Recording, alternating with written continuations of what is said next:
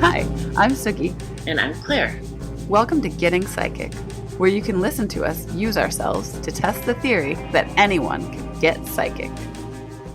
So, I really want to know about your astrology graduation. Can you please tell me about every detail of that situation? I had no idea it was a 4-year.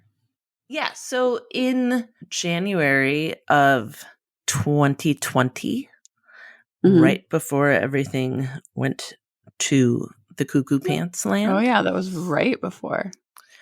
I had decided, I have been, playing around the surface of astrology since I was in high school. And I bought a program, like a professional program, because I was like, well, maybe I can figure it out through this, more. And it just all of a sudden let me know how unbelievably much there is to know. And I was like, I'm just going to join a school. And I found this one, and What's it called? Astrology University. Okay. And I went through the list of teachers, and I saw there somebody that I had listened to some of their teachings. I'd bought some of their teachings separately because it was an astrologer I really like's teacher. And so I was like, well, this is the teacher of an astrologer I like. So can you share names, please? Yeah, totally. So I had been, before she really blew up into massive I know you're going to say Chani, right? Chani, yeah. So I had been following Chani Nichols. Chani Nichols. Amazing. Yes. And I had been taking a bunch of her classes. And in one of her lectures, she talked about her teacher, Demetra George, who is sort of like the queen bee and has so unbelievably much information, Hellenistic astrology, and which is the kind of astrology that Chani does. And so I was like, well, obviously this is a great school. Like, this person's on it. And it was just crazy. So anyway, I started. It is intense as hell. Astrology is a very intense, very beautiful art that has so many different layers and levels. And this school was incredibly important to me during the pandemic. I met so many amazing humans that I am going to keep as friends forever, because we were cool. Constantly being able to be in communication about this one thing that we really liked. It actually felt a lot like you and me doing this, where it was like, oh, I have people I can talk to about these weird things that no one else, can talk about in any depth. Yeah. Can I ask a quick question? Yes. Hellenistic astrology, is that Greek? How many different kinds of astrology are there? Oh my God, so many. Well, there's modern, there's Hellenistic, there's evolutionary, the list goes on and on and on. There's different styles. Some people are more modern.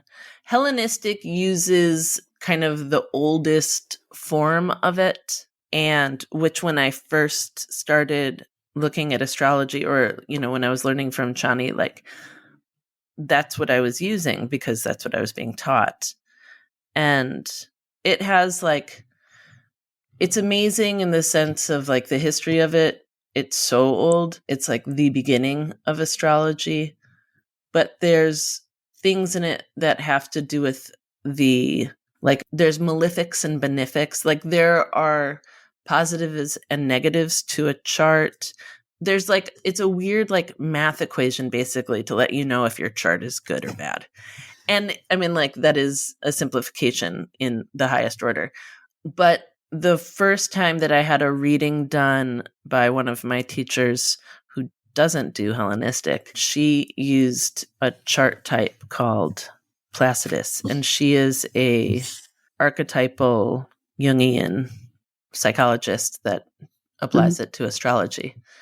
I saw my chart in a completely different way than I had when it was in the Hellenistic whole sign house system. Okay. And can you talk about that? Did they both apply to your life? Did it make sense? I mean, this is the weird thing. So the house system. So the houses are the pie pieces. There's 12 houses, and each of them has a sign in theory. There's 12 signs. Yeah, I mean, that's houses. The one fundamental thing that most people who went to cosmetology school are aware of. Just kidding. No, but you know what I'm saying. Mm-hmm. I always say that, like, I went to cosmetology school to learn a little bit about astrology, and that's all.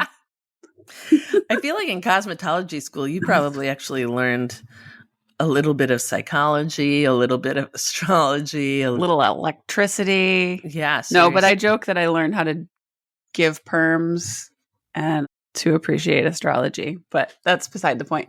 That's really funny. There are 4 big components to astrology. There's the planet or the luminary. Mm-hmm. Mm-hmm. There are the signs. There are 12 of them. Mm-hmm. There are houses. There are 12 of them. Mm-hmm. And then there are the aspects that are made between the planets or luminaries. So those what are does aspect mean? Aspect means a conversation is occurring between 2 or more planets or luminaries. The luminaries obviously being the sun and the moon. And then the planets. It's like you're learning a whole different language. Completely new language. Yes, completely. I mean, because they converse. It's like the endless possibilities and depth to it sounds like endless. It's riveting. It is. It is. It's really beautiful. And it's the most dope feeling to look at somebody's chart with them and have them say something and then point to a conversation happening in their chart and say, that's this. And you're like, I knew you were going to say that. Yeah, I'm not there yet, but it's really a very beautiful and supportive art. That's what I love about it. Earlier you said support. Sorry, I'm interrupting you. Yep. Earlier you said good chart or bad chart. You don't mean that like fundamentally someone could have a shit chart, right? This is a thing with Hellenistic astrology that I personally don't like, is that based on the placements of the planets in the houses and signs, it could mean that you have a ton of detriment, that your life is going to be ultimately way harder because of those placements. And I hate that shit. And so I very quickly was like, I don't want to vibe into that. So, I mean, whatever. I learned this stuff and it doesn't have to be applied that way. Like Chani doesn't apply that way. Chani applies everything as like, everything is of, benefit even when it's hard. But the old school teachings are very much, you're probably fucked in this regard. Well, I mean, it brings to question like the whole question of free will, right? I mean, there's a lot that has some funny, right? I mean, this is one of the things is like, how can my personality be shown in where the stars were? Mm-hmm. And if I have the same chart as somebody else born the same day as me, how are we different? Mm-hmm. And that's all of the nurture and a whole bunch of nature. It's like these are just archetypes being applied, like symbols. How you use those archetypes is a totally different thing. We all get to do that. But then there's the whole thing about the soul's journey in general. And I mean, I could easily see how it relates to that. Like if my soul chose to like tap in. Yeah. At this point in time. To that uterus at that time, like it could have easily chosen, or it's as if it did choose to align with the stars and planets at that exact time. Yeah. Yeah. I mean, I don't believe that everything is preordained. Mm-hmm. I believe that we made a choice to return, that our soul, that our energy was like, I'm going back to the roller coaster. But in astrology, I mean, they're, like friends of mine very much believe that everything is set out in front of you and we can see the patterns of our lives. I mean, that is a thing. This is a thing that is very important and very beautiful in astrology is it's all about seeing the patterns of nature and how it affects us and how it lives within us. And when we can see it through the stars and we know its meaning, it helps and assists in making decisions. One thing that's crazy that came up recently was I started to realize like, everyone, including that that random guy that was poking me in Walgreens that day. Like, he was like, "What's your sign?" And I was like, "Virgo." And he's like, "Oh, okay, cool. I'm a Taurus, whatever." You're both earth signs.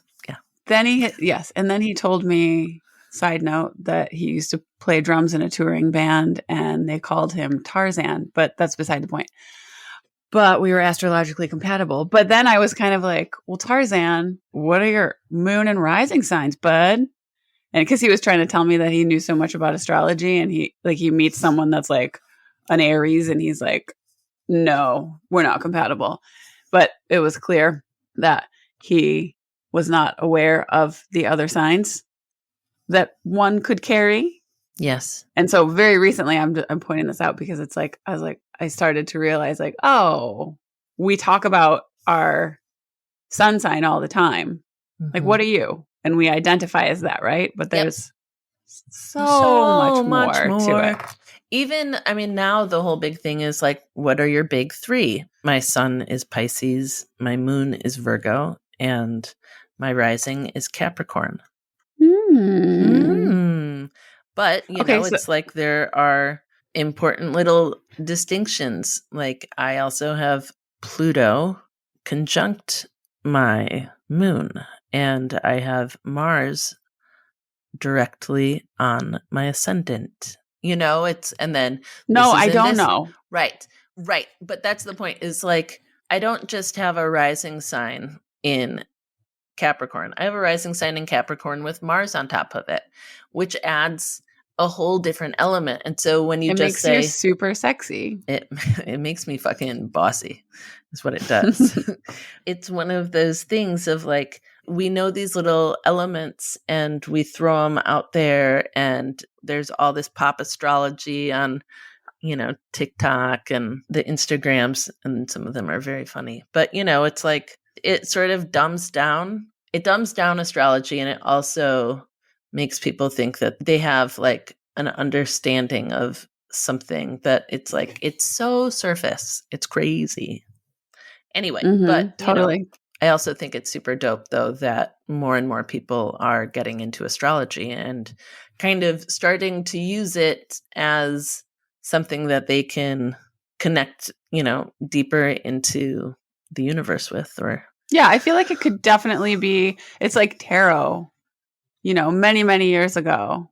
That was my little gateway drug into spirituality, right? Yeah. And it's like, astrology could be that very thing too, to be like, it's not just us. Well, and they are connected. Tarot and astrology are very, very connected. Please say how. They're both real old. They both are used to help answer questions, and they are both based on the 4 elements of air, water, earth, fire. Mm-hmm. So, like, earth is in astrology, Taurus, Virgo, Capricorn, and in tarot, it's the pentacles. Oh, I had no idea. Mm-hmm. Fire. I'm always like pulling the hermit card, just so you know. In 2015, that's all I did, is I pulled the hermit card. Why 2015? I don't know. 2015 was the hermit card and the hanged man. I've been pulling the hermit card for like years, and I'm like, is that my monk? Is that just a guide? And I say yes. Okay, I say yes too. Okay, keep going. Sorry. No, it's fine. Fire is the wands, and in astrology, it's Aries, Leo, Sag. Air is swords, Gemini, Libra, Aquarius, which it's interesting to think about. I had no idea. And then water is the cups, Cancer, Scorpio, Pisces. So crazy. I know. It is crazy. It is really interesting too, because I wouldn't necessarily think, like, I guess I would have thought that swords would have been not the air signs, but whatever. I mean, like, I know a tiny amount of tarot. Like, I use it all the time for myself. I used to study it more and use it with people, but I love tarot, but I have not gone to school for tarot. Well, yeah. We all know you need a certificate. I do need a piece. Okay, I want to talk about a couple things. One Okay. being that, like, I asked Patty Davis, I'm having my last final meeting with Patty Davis tomorrow, who has been the teacher that we've been referencing this whole time. And I finally was like, can we talk about you officially? So Patty is an amazing, beautiful psychic medium. And she also has a podcast named Spirit Speakers. There go all of our listeners. See you later. Yep. Come back in a couple of years when you're done. So she has a podcast with her co-host Jude Lynch, who is also a bonkers psychic medium. And they're both beautiful, wonderful, laid back, rad people. And so I just wanted to say, like, high five, Patty. You're killing it. And that's who we've been talking about. I think you can look her up on wingandether.com, but like I highly recommend as resource and asset, listen to Spirit Speakers podcast. It's the best. Yeah, I'm like diverting anyone that's listening to us right now. Yep. Come back when you're done. Anyway, so I just wanted to mention that. And then, yeah, I think one profound meditation that I had since we started doing this was like after I learned that chakras had backs and that my like sacral chakra was just blown wide open. I was told that it would really help me to like do a few days in a row of meditation and going in there and like trying to clear it out. The sacral chakra is where we hold, or kind of like the origin energetically of a lot of parts of us. Like it tends to be what we receive. So like it has a lot to do with our relationships to others, money, sexuality stuff is in there. Mm-hmm. How Safety. kind of how we kind of see ourselves and how other people see us, kind of. And I think safety is a big one. Okay. So basically I was told that there were basically like, in essence, a bunch of emotional grenades in there that I was holding on to that I wasn't necessarily aware of that I needed to go and disarm, right? This is so weird, but I was so afraid because I didn't want to see anything from my past that I didn't know about. I didn't want to see anything from my childhood that was like too horrible. And it was so weird. I was literally just going to close my eyes and visualize myself going into a chakra with my monk, with a guide, and like clear it out. Okay? Mm-hmm. And I think this was really big for me in this process. I shouldn't be so dismissive about it. So day one, my heart is racing. I'm literally afraid of what I'm going to see. And I go in there and I envision myself just like sitting essentially in this dome-shaped room. And I clear my mind and I sort of set the intention that I'm waiting for things to present themselves that I need to sort of energetically release out of that chakra. And I think there were 3 or 4 things that day. And I was like panting and I was like, okay, I'm done. But, a few of them were actual childhood traumas. And one of them was this weird. You're like brushing over. Like, it's so impressive that you're like, so I just went into my chakra and, like waited for the bad shit to show up and present itself to me. And then 4 did. It's like, I'm going to give you a little bit of like, yeah, that's pretty awesome. And would you explain to me, like, how do you see it? Like in your mind's eye, are you going into your body or are you picturing it? Yeah. In my mind's eye, it's almost like an empty organ inside my body. And there's like kind of like a mound in the middle of it that eventually light came out of. But in the beginning, it was like a gray room that I was in with. Yeah, it actually sounds pretty interesting now that I'm describing it. Yep. But it was crazy because I'm sitting there with my legs crossed and my monk is on my left and he always is. Yes. And let me be clear for people that are learning this. I don't exactly see him. I don't exactly it's like, it can be a variation of like sense, feel, like. There's a wispiness, or it's like, that there's an energy and it's him. Yeah, I guess. Or it's like happening somewhere. It's like that itch thing. It's like, I don't know where I'm seeing this or where I'm getting this. It's like when you're daydreaming. Yeah. Yeah.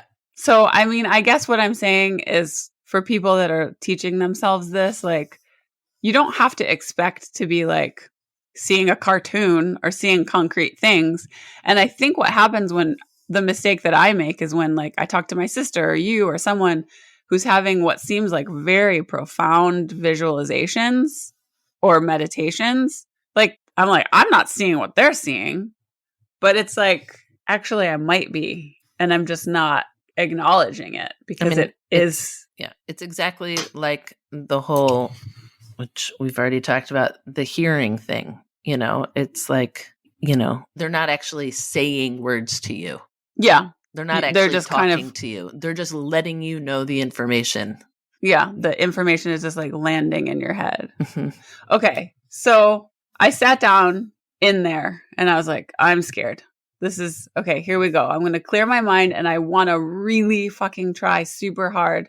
Oh, I also need to stop swearing so much on this podcast. I don't. Well, I got it in a meditation. So, because I also have to like screen it a lot and my kids are around and it would make it a lot easier if I wasn't saying the F word all the time. Word. So, furthermore, and maybe people would respect us more. I don't fucking care. Just kidding. Impossible. Okay. So, I'm sitting there. I'm trying really hard to not think of things because there are a handful of obvious traumas that I experienced in my life. And I was like, just clear, just be here. And it was very validating because the first thing that happened was a chicken had popped up. And I was like, oh boy, I know what this is, but I'd never thought of this as a trauma. And it was a day of a huge trauma. My little sister got her face basically ripped off by a German Shepherd while we were visiting a family friend's farm and my parents weren't there. She was 3 and I was 5 and I was the only person to see it. It was horrifying. Emergency room. My parents met us there. I remember the smell that my mom was, they were like getting ready to go out. So I remember that she was wearing perfume, whatever, memories. And it was insane. We had to go to therapy after, or my sister did. And it was just like intense. But here's the thing. I didn't think of that memory. I thought of like a short amount of time prior when I witnessed without warning the owner of the farm like picked up a chicken that I was admiring and put its head between 2 nails on a log and just chopped it off. And that popped up and I was like, okay, this is real. Does that make sense? Yeah, that's amazing. And so and that it symbolized the entire day, but without it, you having to actually see a dog attack your sister. But it was a symbol for like the massive shock and destruction that was unexpected. Yeah, it was unexpected. And it was almost like maybe I actually already did like cleared the trauma of the dog bite, but not necessarily that. Mm-hmm. So, I was actually told, like there are some things that are going to surprise you in there and they might be really simple, you know? And so I did that for 3 days in a row and not everything was like a crazy trauma. There were little things and I was like, oh, that's weird. But they were taking up space in there. And on the 3rd day, it was definitely less scary because I decided to do the second 2 like in the daytime. Meditating at night is inherently horrifying for me. I just fall asleep if I do it at night. I see weird, I get freaky. Yeah, but anyway. You do get freaky. But anyway, on the 3rd day, it was like, it turned into this like peachy color. And I'm not saying like all is clean and all is well in my sacral chakra, but I made movement and it definitely has affected, it definitely made a change in me sort of like moving through the world, and the little internal voice that tries to, keep you down is much quieter. I think that's awesome. I think it's important to recognize, like, when we tend to talk about trauma, we talk about like these massive, terrible things that have happened to us, but it's like the littlest things can be very traumatic. And I think it's important that we, I mean, don't hold on to them as like, I've been through traumas, but in the sense of like, you have to acknowledge these things. It's like, it brings up in my mind the idea of like, well, it wasn't that bad. Your rational opinion and comparison of it to other traumas right now versus what it actually did to you at age 3, you know, it's like, let yourself have it, which I don't think a lot of people do. I think a lot of people brush off their little things, and they're not that It's little. like it's kind of like looking at it, giving it respect, disarming it, and then letting it go. Totally. But it's like you have to give it the respect first and then pull the, pull the batteries out. Yeah. You have to give it permission to, be real in there. Like you were a real thing.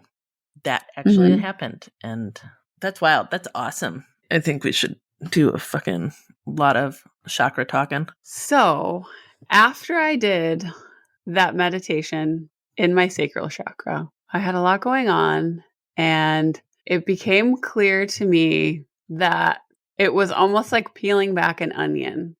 And I then had to go do a similar thing, like clearing, even talk to my inner child in my solar plexus. And before I explain this, there's something that I'm starting to realize today specifically. Everyone's going to meditate differently. And when I describe this, if you're listening, you might think, holy shit, that's amazing. I can't do that, or I'll never be able to do that. But I want to just really emphasize that we all have different weird abilities that are waiting to be opened up or sort of revealed. And I think I'm starting to realize that something to do with trauma healing might be unfolding for me, like an ability to start to think about. Not that I'm going to like open a practice, but I was talking to a friend today, and she was like, this is really profound and not everyone can do this. Like, I need to plant the seed. And it almost felt like I got chills, and it almost felt like she was reminding me of something that I already knew. So now I'm going to just describe what happened when I did this meditation. I just laid down on the ground to kind of continue with what I had been doing in my sacral chakra. And I don't do guided meditations because I feel like I have too much work to do. And like someone talking and trying to guide me would just get in the way. Also, there's a plant like obstructing. I know, sorry. Okay, you look like I'm looking at you in a safari. You've got like a plant in here. It's kind of nice. I shook it and then leaves fell and I was like, whoops. Okay. Whatever. It's like a nice little frame of you. Okay, so I'm laying on the ground. I'm meditating. I'm just playing like high vibrational music because I don't do guided meditation. And I do the same thing that I did with my sacral. I ask for the guidance. I ask for my guides to join me and support me. And I ground and I clear and I center. And I think what I did was I just kind of went inside my solar plexus, which is also known as your third chakra. It's like kind of like where your belly button is, right? What is it responsible for? I think it's like ego. I mean, in the sense of like how you know yourself, like your personal love and strength. I mean, I think it's that mostly. It's like self-love. Okay. Well, that's extremely validating because when I went in there, I was like, I have to talk to myself as a child. And I was like doing inner child work. And I was looking into my eyes. I was maybe like 5 years old. And I was making eye contact with myself. And I was saying, it's okay.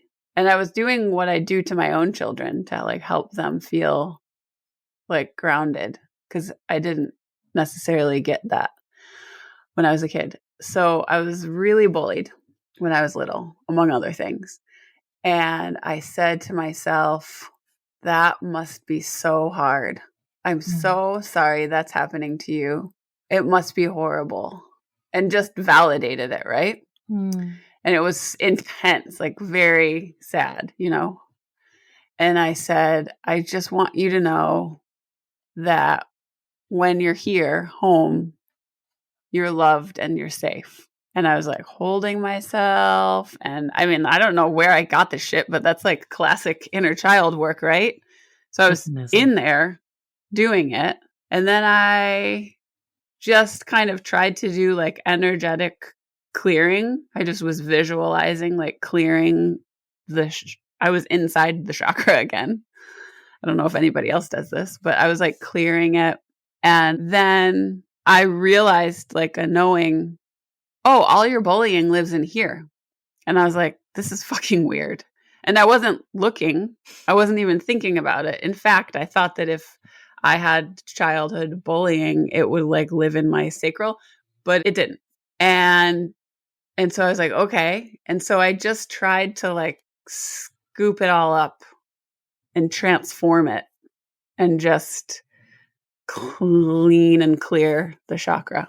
And then all of a sudden, I could see a vision of, like in my third eye, of my monk guide. And he had me swaddled on his back, like I was in a backpack, and I was a baby.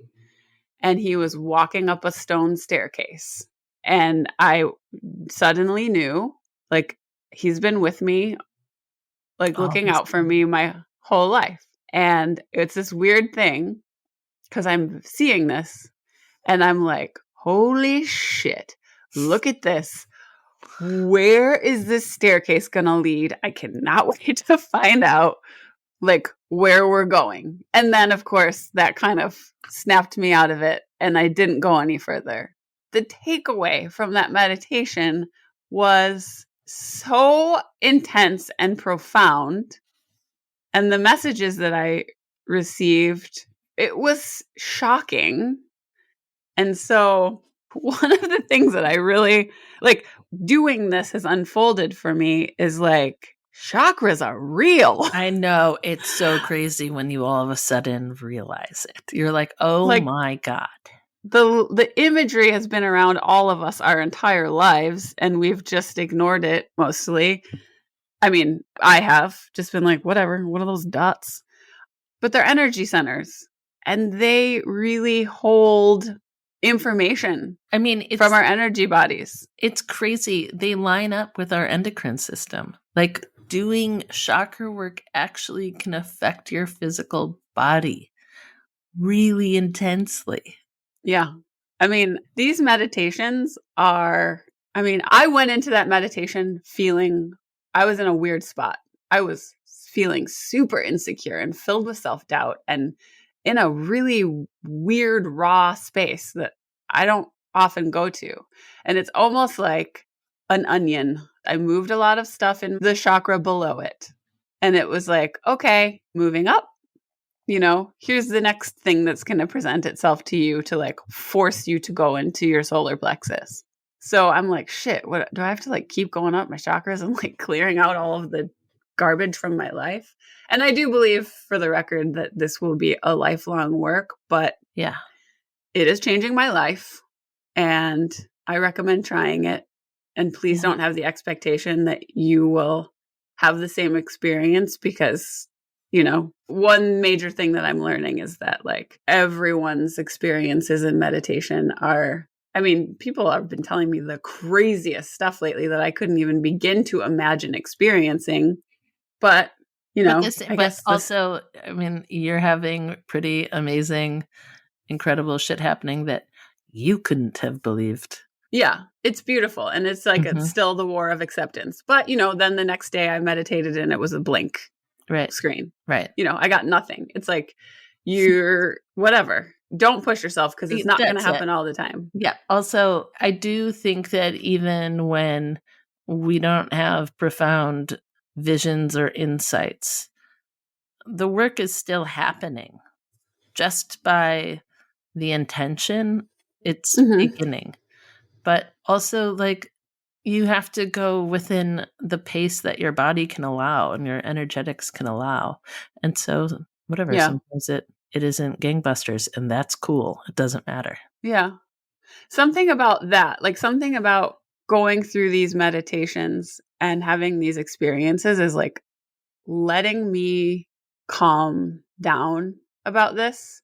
It's allowing me to give it space and be patient, because I think it's becoming clear to me that there's a lot of earthly stuff that wants to unravel and clear before I'm like skyrocketing to my home planet.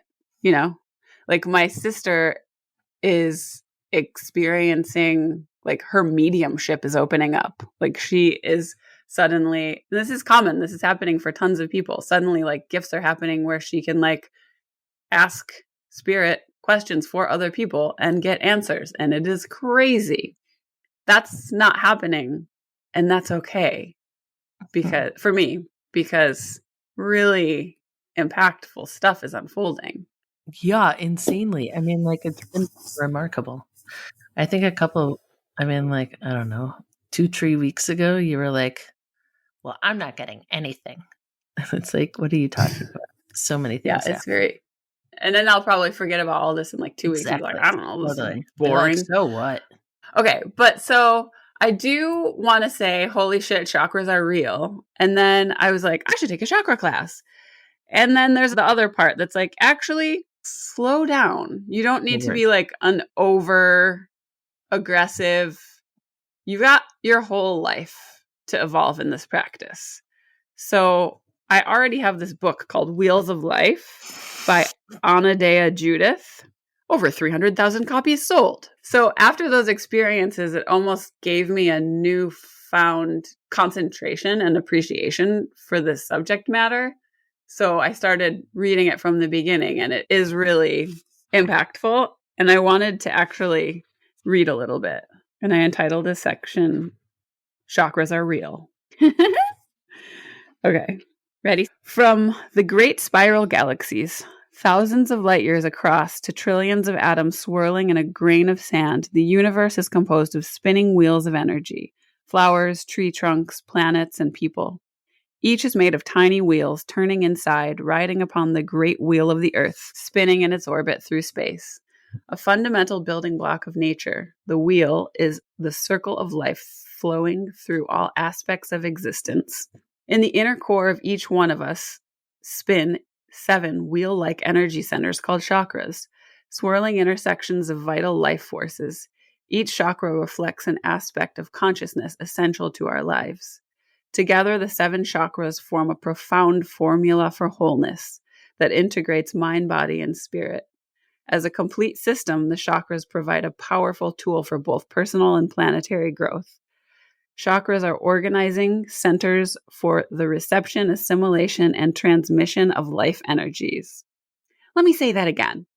Chakras are organizing centers for the reception, assimilation, and transmission of life energies.